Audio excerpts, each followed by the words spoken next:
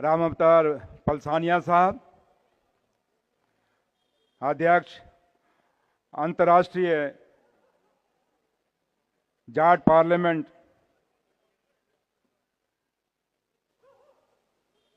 मोनू चौधरी जी, अंकित जी, दीशु जी, doctor Rameshwar Singh ji, अंतर्राष्ट्रीय जाट संसद के नेतागण और मेरे सामने बैठे हुए क्रांतिकारियों की ये धरती, जाट सरदारी के अलग अलग प्रदेशों से आए हुए मेरे बुजुर्गों, नौजवान दोस्तों और मेरी बहनों, मेरठ की इस धरती पे सर छोटू राम की यह धरती, चौधरी चरण सिंह जी की यह धरती, बाबा टकेत जी की यह धरती, इस धरती पे सुरेंद्र चौधरी को इतना प्यार देने के लिए आप सबका बहुत बहुत शुक्रिया। आज राजा प्रताप सिंह महेंद्र सिंह जी के जन्मदिन के अवसर पर आप सब ने, क्योंकि मेरा प्रोग्राम आगरा में आने का था और मेरे भाई राम अवतार पलसानिया साहब ने जब हुक्म किया कि नहीं आपने मेरठ भी आना है, मैंने कहा टाइम बहुत कम है क्योंकि मैंने जम्मू वापस जाना है, क्योंकि आपको पता है कि नई नई सरकार बनी है, वहां पे अभी जिम्मेदारियां भी ज़्यादा हैं। और मेरे बुजुर्गों, मेरे भाइयों, आपका ये बच्चा, आपका ये भाई, आपको पता है कि वहां पे मैं डिप्टी चीफ मिनिस्टर बना हूं। मेरी मां वैष्णो देवी का आशीर्वाद से, क्योंकि मैं मां वैष्णो देवी की धरती से आया हूं, मां वैष्णो देवी का आशीर्वाद जम्मू कश्मीर के हर कण कण में, हर बच्चे बच्चे के ऊपर है। और मेरी मां के आशीर्वाद से आज मैं यहां पहुंचा हूं। और आज जब मैं बना, आज मुझे खुशी भी है क्योंकि जब मैं बना तो उस समय भी ये देश से काफी हरियाणा से, उत्तराखंड से, राजस्थान से, मध्य प्रदेश से, यूपी से, अलग अलग राज्यों से पलसानिया साहब की रहनुमाई में वहाँ मेरे भाई, मेरे बुजुर्ग वहाँ पे आए थे मुझे आशीर्वाद देने और मुबारकबाद देने। तो मुझे ये महसूस हुआ कि अगर उसमें इन्होंने मुझे कहा कि चौधरी साहब आपने हमारे वहाँ पे आना है, तो लिहाजा बेशक मैं वहाँ बिजी था, बड़ा टाइम कम था, लेकिन इनके प्यार को मैंने कहा अगर ये इतने दूर से मेरे लिए आ सकते हैं, इनके दिल में इतनी खुशी है, तो मैंने कहा सुरेंद्र चौधरी तो क्यों नहीं जा सकता। तो इसलिए आज मैं आपके पास आपकी जो खुशियां हैं, क्योंकि 75 साल में आज जम्मू कश्मीर के अंदर मैं उस कौम से वाबस्ता हूं जिस कौम का इतिहास बलिदानों से भरा हुआ है। मैं उन बुजुर्गों का वारिस हूं जिन बुजुर्गों के अपने इतिहास में, अपने कारनामों से, अपनी शहादतों से, अपनी वफादारी के इतिहास लिखे हुए हैं। और पन्नों के पन्ने हमारे बुजुर्गों के इतिहास में लिखे हुए हैं, सिर्फ इसलिए कि हम जिसके वफादार हुए तो उसके लिए जान भी दे दी। अगले ने कुछ दिया या ना दिया, लेकिन हम कुर्बान हो जाते हैं। मैं उनका वारिस हूं। आज जब मैं आपके सामने खड़ा हूं, और जब हम बचपन में हुआ करते थे, जब हमारे बुजुर्ग हमारी रहनुमाई किया करते थे, उस समय के हालात कुछ और थे। और जब हम इस देश के अंदर, इस दुनिया के अंदर अलग अलग जगह, चाहे कोई भी शोबा हो, चाहे खेल का हो, चाहे नौकरियों में हो, चाहे आईपीएस हो, आईएएस हो, या कहीं भी हम चले जाएं, हमारे लोगों का कहीं कमी नहीं। लेकिन एक वक्त था जब हमारे बुजुर्ग हमारी रहनुमाई करते थे, उस समय हम लोग इन बड़े बड़े ओहदों पे नहीं थे। लेकिन आज जब हम लोग हैं, हम ओहदों पे जरूर पहुंच गए, लेकिन अपने बुजुर्गों ने जो हमें मान और सम्मान सियासत के अंदर दिलाया था, वो सम्मान कहीं खो चुके हैं। ये हमें सोचने और विचार करने की जरूरत है। मेरे बुजुर्गों, मेरे भाइयों, जम्मू कश्मीर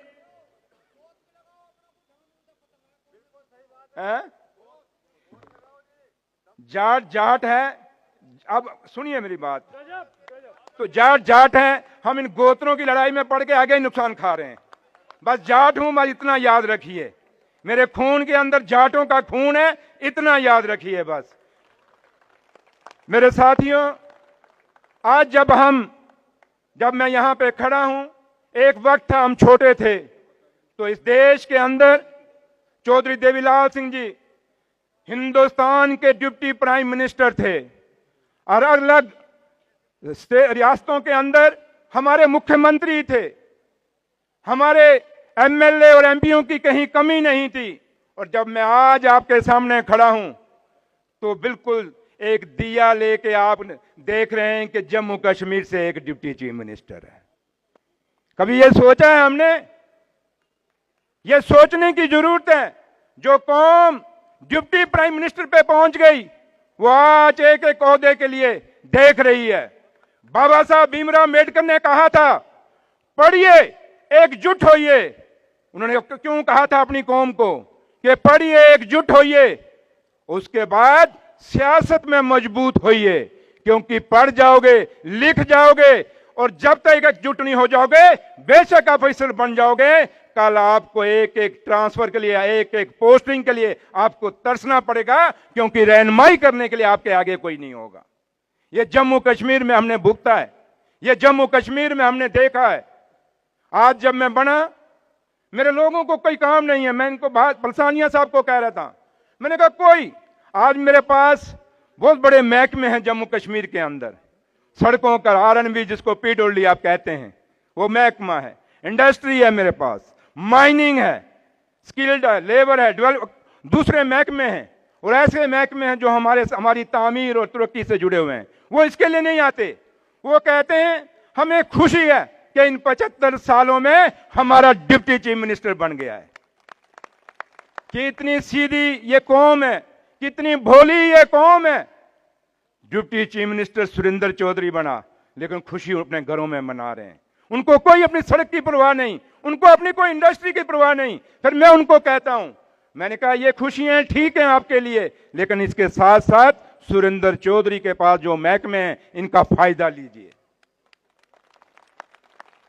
मैंने जयपुर में जब एक अंतर्राष्ट्रीय सम्मेलन था हमारा जाट पार्लियामेंट का, उस समय भी मैंने कहा था, और मैं आज जिन कुर्सियों के लिए हम बात करते थे उसी में से एक कुर्सी मुझे भी मिली है। हमने कहा, उसमें मैंने कहा था अपने भाषण में कि हमें समझ नहीं आती, जब हम कुर्सियों से उतरते हैं उसमें हमें बरादरी याद आ जाती है, उसमें हमें यह याद आ जाता है कि हम इस कौम में पैदा हुए हैं। लेकिन जब कुर्सी पे बैठते हैं उसमें चाहे कोई ऑफिसर बन जाए, चाहे कोई मंत्री बन जाए, मुख्यमंत्री बन जाए, उप मुख्यमंत्री बन जाए, फिर आदमी यहां से बुलाएगा वो इधर से देखता है, वो हाथ मिलाएगा, ये अंगल देगा उसको, ये मिला, बस इतनी अंगल देता है आगे से। ये हमारा है, ये हमने देखा है, हमने भुगता है। और इन्हीं में से निकल के सुरेंद्र चौधरी आज इस मुकाम पे पहुंचा है। आपने मुझे हल दी तो मैं पलसानिया साहब को हंस रहा था, मैंने कहा जम्मू कश्मीर में जिस पार्टी से मैं आया हूं मेरा चुनाव निशान यही है। अब लोग कहेंगे जी इसको हल इसलिए दे दी है, जबकि यह हमारी किसानियत है, मेरे बुजुर्गों की हल है। ये वो हल जो बुजुर्गों की विरासत है वो आप मेरे हाथ में आपने दी है। लेकिन मैं आपसे कहूंगा, ईमानदारी से कहूंगा, मेरे बुजुर्ग बेशक अनपढ़ थे, उनके बाद इतनी क्वालिफिकेशनें नहीं थे, लेकिन वो दिल्ली की दूसरी कुर्सी तक पहुंचे थे। आज हम जब कहते हैं हम बहुत पढ़े लिखे हैं, बड़ी अंग्रेजी बोलते हैं, बड़े अपने अपने दावे करते हैं, तो हम एक मुख्यमंत्री तक नहीं पहुंच रहे। ये सोचने की जरूरत है, ये कमी क्यों आई हम में, ये विचार करने की जरूरत है। आपकी इस पार्टी से मैं यहां कोई इलेक्शन की तकरीर देने नहीं आया, मैं कोई वोट मांगने नहीं आया, मैं सिर्फ आपके प्यार के बीच में अपना प्यार शामिल करने के लिए आया हूं। लेकिन मैं एक कहूंगा आपको कि आज मैं अपने बुजुर्गों के आशीर्वाद से, अपनी माताओं के आशीर्वाद से इस मुकाम पे पहुंचा हूं। मेरे भाइयों, मैं आपको कहना चाहूंगा, क्योंकि मैं अपने बुजुर्गों को कभी नहीं कहना चाहूंगा, मैं आपसे बात करना चाहूंगा, मैं आपसे मुखातिब होना चाहूंगा कि आज आपको जरूरत है सोचने की। जिन बुजुर्गों के हम कहते थे उन्होंने क्या किया, उन बुजुर्गों ने बहुत कुछ किया। जब हमारी बारी आई हम क्या कर रहे हैं, ये विचार करने की जरूरत है आपको। हम पार्टियों में बंट गए, हमें लोग इस्तेमाल कर रहे हैं। अगर अगर शहादतों में देखा जाए, कुर्बानियों में देखा जाए, तो मेरी कौम का इतिहास भरा हुआ है। अगर इस नौशहरा जिस बॉर्डर से मैं जीत के आया हूं, उस बॉर्डर पे देखा जाए तो ना जाने चाहे वो पंजाब से सरदार हमारा कोई भाई था, जाट था, जो हिंदुस्तान के अलग अलग कोने, या यूपी है, या राजस्थान है, चाहे हरियाणा, चाहे अलग जितनी भी स्टेट हैं, जहां जहां से भी हमारा जाट है, उस जम्मू कश्मीर के बॉर्डरों के ऊपर, उन पहाड़ों के ऊपर ना जाने कितनी कुर्बानियां इन 75 साल के अंदर हमारे भाइयों ने दी हैं। अगर कुर्बानियों का लिखा जाए, अगर लेखा जोखा किया जाए, तो हमारे पन्नों दर पन्ने भरे होंगे, लेकिन जब कहीं बैठने की बारी आए कुर्सी की, तो कहीं हमारा नामो निशान नहीं है। क्या हम सिर्फ कुर्बानियों के लिए बने हैं? माना हम सीधे हैं, माना हम वफादार हैं, माना कि हम जिसके पीछे चलते हैं उसके लिए जान देते हैं, लेकिन उनको भी कहना चाहेंगे, इतना मत सता कि हम भी एक दिन उठ के तेरे से मुकाबला करना शुरू हो जाएं। ना सता इस गरीब को, ये गरीब रो देगा, पता लगेगा इसके मालिक को तो तुझे कब्र से भी खोद के निकालेगा। ये जज्बा हम रखते हैं। आज जब मैं आपके सामने आया हूं, सिर्फ प्यार के लिए आया हूं। और जिस तरीके जब मैं आगरा में सुबह पहुंचा, वहां भी काफी बड़ा वहां गैदरिंग थी, और आप जब यहां पे आया, क्योंकि मेरठ तो नाम ही क्रांतिकारियों का है, मेरठ तो नाम ही हमारे उन बुजुर्गों की धरती है। क्योंकि मैं रास्ते में कह रहा था कि एक बार मैं दिल्ली में, उसमें छोटा था, मैं आया था तारकोटोरा में, आप में से कई लोग हुए, बाबा टिकैत साहब उसमें जिंदे हुआ करते थे, वहां उन्होंने भाषण दिया था। अगर आप में से किसी को याद होगा, अगर वहां आए होंगे, चौधरी दारा सिंह वहां पे उसमें प्रधान हुआ करते थे। तो इसलिए हमने उन बुजुर्गों के भाषण सुने हुए हैं। उनकी आवाज के अंदर वो खनक देखी हुई है, उस आवाज के अंदर हमने वो ललकार देखी हुई है। हम उस उस ललकार की आवाज के अंदर हम बड़े पले हुए हैं। इसलिए मैं नई पीढ़ी से कहूंगा कि आप पढ़ लिख गए हैं, बहुत मुबारक आपको, लेकिन आपको सोचना होगा। हमें ये पार्टियों के चोले उतारने होंगे, हमें कौम के नाम पे इकट्ठा होना होगा। आज आपके सामने हरियाणा से बड़ी उम्मीदें थी हमें, आज हरियाणा ने भी हमें रुसवाई ही किया। इसलिए मैं ज़्यादा नहीं कहना चाहूँगा, क्योंकि मैं पॉलिटिकल आदमी हूँ, फिर वो दूसरी तरफ चला जाएगा। लेकिन दुख होता है कि तो हम जो चाहते हैं वो नहीं हुआ। अपना अपना है, बगाना बगाना है, ये दिल में कहीं सोचना पड़ेगा। पार्टियां अपनी नहीं हो सकती, ये पार्टियों के झंडे आपके नहीं हो। ये देश हमारा है, ये तिरंगा हमारा है, इसके लिए हम जान देंगे, पार्टियों के पीछे जान नहीं देंगे। ये फैसला आपको करना होगा। जब तक ये फैसला तिरंगे और पार्टी के बीच में आपको फैसला करना होगा। मेरे बुजुर्गों ने तिरंगों के लिए जान दी है, उन्होंने पार्टियों के लिए जान नहीं दी। हम वो कौम है जिस कौम ने आजादी से लेकर आज तक, इस 2024 तक, हमने शहादतें तिरंगे के लिए दी हैं। तिरंगे के लिए लड़ते आए हैं, मरते आए हैं, करते आए हैं। जब तक ये कौम रहेगी तब तक हम अपने बुजुर्गों की विरासत को लेके चलेंगे। लेकिन पार्टियों के लिए ये लड़ना झगड़ना छोड़ दो। आओ सोचो। आज सुरेंद्र चौधरी, बेशक मुझे आज जम्मू कश्मीर का, क्योंकि जिस पार्टी ने मुझे बनाया उनको कोई मजबूरी नहीं थी कि मुझे ना भी बनाते तो क्या हो जाता, उनकी मेजॉरिटी थी, लेकिन उन्होंने बनाया बेशक। लेकिन मैं फिर भी आपको कहूंगा, आजकल आप कहीं जम्मू कश्मीर में आप में से कोई आता है, कोई आपका माता वैष्णो देवी जाता है, तो आपको धक्के खाने की जरूरत नहीं पड़ी होगी, क्योंकि सुरेंद्र चौधरी वहां बैठा है, आपके लिए फोन कर सकता है। इसलिए मैं आपसे कहूंगा, इस मंच पे आया हूं, एक विश्वास के साथ आया हूं कि मैं चाहता हूं कि सुरेंद्र चौधरी ये चाहता है कि हमारा फिर से वही नाम हो। अगर हम डिप्टी प्राइम मिनिस्टर तक पहुंचे थे तो प्रधानमंत्री तक पहुंचे, तब बात बनेगी, तब कहीं बात चलेगी। तब से ही मैं अपने बुजुर्गों को, हम जो बुजुर्ग दुनिया छोड़ गए, जिनके हमने नाम इन मंचों से लेते हैं, जिनके लिए नारे हम इन मंचों से मारते हैं, उनका तभी उनको सही श्रद्धांजलि मिलेगी जब हम उनसे ऊपर आगे निकलेंगे। बेटा, वो बेटा जो बाप से 4 कदम आगे निकले, वो बेटा कभी बेटा नहीं हो सकता। जो बाप के बनाए हुए एक मुकाम को उससे भी पीछा चला जाए, क्या उसको मुकाम कहते हैं? क्या कहते हैं? क्या तो इसलिए ये सोच और विचार करना पड़ेगा। इसलिए जम्मू कश्मीर के अंदर जब भी कभी आएँ, कश्मीर में घूमना चाहें, आप आएँ, वहाँ सब कुछ ठीक है। हमारे पत्रकार भाई जो मर्जी लिखें, टीवियों में दिखाएं, जम्मू कश्मीर के हालात ठीक हैं। अगर हालात ठीक हैं तो तभी सुरेंद्र चौधरी वहाँ का डिप्टी चीफ मिनिस्टर है। तो इसलिए आप आएँ, जब भी आपने वहाँ घूमना है जोर शोर से आए, लेकिन वही आए जो कौम का हमदर्द है, जो कौम की तरक्की चाहता है। मुझे बेईमानों की ज़रूरत नहीं, मुझे हमदर्दों की ज़रूरत है। मेरी बात बेशक कईयों को चुभेगी, लेकिन मैं सच कहने में कभी परहेज नहीं करता, क्योंकि सच्चाई सच्चाई है। मुझे भी जैसे आज आपको फक्र है कि हमारा डिप्टी चीफ मिनिस्टर वहाँ है, मुझे भी फक्र होगा जिस दिन मैं दिल्ली अपने प्रधानमंत्री को मिलने जाऊंगा, मैं कहूंगा चौधरी फलाने को एज ए प्राइम मिनिस्टर मिलने जाऊंगा, उस दिन मुझे फक्र होगा। इसलिए मैं आपसे यही उम्मीद करता हूं कि आप, क्योंकि जब देश की आज़ादी की लड़ाई लड़ी गई, बड़े चंद लोग थे। महारानी झांसी कितनी थी? 1857 में उसने एक चिंगारी लगाई, 1947 में उस चिंगारी ने रूप लिया और ये तिरंगा झंडा आसमान में लहराया था। कितने लोगों ने कुर्बानी, एक छोटा बच्चा मुझे शहीद भगत सिंह का यहाँ एक फोटो दे के गया है।